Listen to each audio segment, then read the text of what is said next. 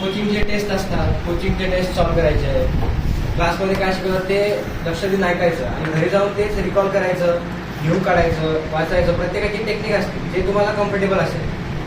पण मित्रांनो, आता तुम्हाला सांगतो की तुम्हाला जर नीट काढायची आहे तर आता ना एवढं सोपं राहिलं नाही. कारण खूप जागेवर खूप लोक याच्यासाठी हे करत आहेत, म्हणजे ट्राय करत आहेत की काय करायला पाहिजे, काय. तर तुम्ही त्याच्यात वेगळं काय करू शकता हे तुम्हाला बघायचं.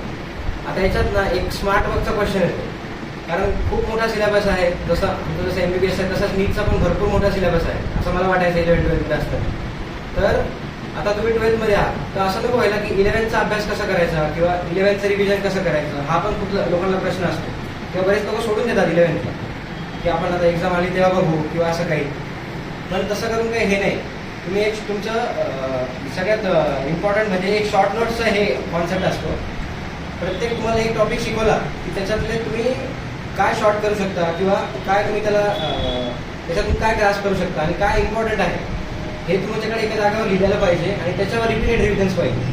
आता केमिस्ट्रीचा जर एक टॉपिक घेतला, जसं आयोनिक इक्विलिब्रियम घेतला, तर तो टॉपिक एवढा वास्ट आहे आणि एवढा मोठा आहे, तुम्ही त्याला एका गोमध्ये सॉल्व्ह करू शकत नाही. म्हणजे एक दिवसात तुम्ही त्याला करू शकत नाही.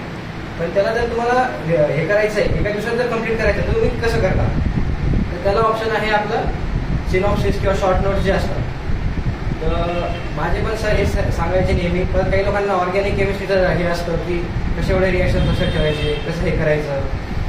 तर एक चार्ट हे असतात, म्हणजे आपलं कोचिंगमध्ये शिकवतात किंवा बऱ्याच बुक्समध्ये पण आजकाल भेटतात.